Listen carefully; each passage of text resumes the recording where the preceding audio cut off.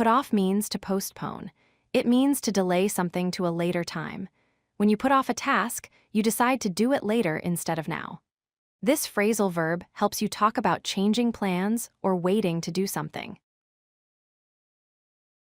Here are simple examples of put off.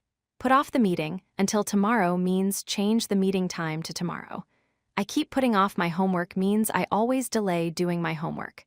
The trip was put off due to rain means the trip was delayed because of rain.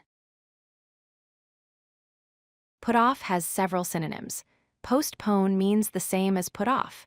Delay also means to make something happen later. Procrastinate means to avoid doing something. Reschedule means to give a new time. Hold off means to wait before doing something. Put off follows different patterns. Put off plus noun, like put off the meeting. Put noun plus off, like put the meeting off. Put off plus gerund, like put off doing homework. These patterns help you use put off correctly in sentences. Listen to these real examples. I keep putting off going to the dentist means I delay visiting the dentist. We put off calling the customer means we delayed the phone call. Don't put it off until tomorrow means do not delay it until tomorrow. Put off often uses gerunds.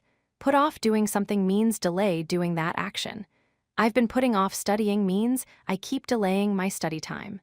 Stop putting off cleaning means stop delaying the cleaning task. Put off commonly pairs with certain words. Put off a meeting means delay a business meeting. Put off homework means delay schoolwork.